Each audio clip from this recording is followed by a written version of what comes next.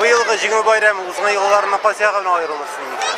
Білесізме, бұйылғысы елдағы жеңу бәйрәмі бүтінней башқашарақ болып шықты. Чөнки бүгін қауа тұрышыда 30 градус жылылық, айрыша инде 9 майда мындай хәлнең булганы юк иде. Һәр вакытта да яңгыр сибәлидер. Бүгенгесе көндә ялтырап кояш, халыкның күплелеге мин мындай хәлне күргәнем юк иде. Чөнки ел сайын жеңу бәйрәмен зур итеп, улылап бәйрәм үтәм. Чөнки ике бабам да сугышта булган. Мин бик хөрмәт итәм бу бәйрәмне. Мин моны чын бәйрәм дип, чөнки безнең бабайларның каны аша күп кайгы хәсрәт аша яуланган жеңү бит инде бу.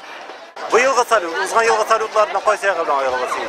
Чөнки бу елгысы салют миңа калса бик күпкә матуррак булдымы, җайлырак булдымы, белмим, әйтә алмыйм, но узган елга караганда быелгы салют миңа күбрәк ошый төште.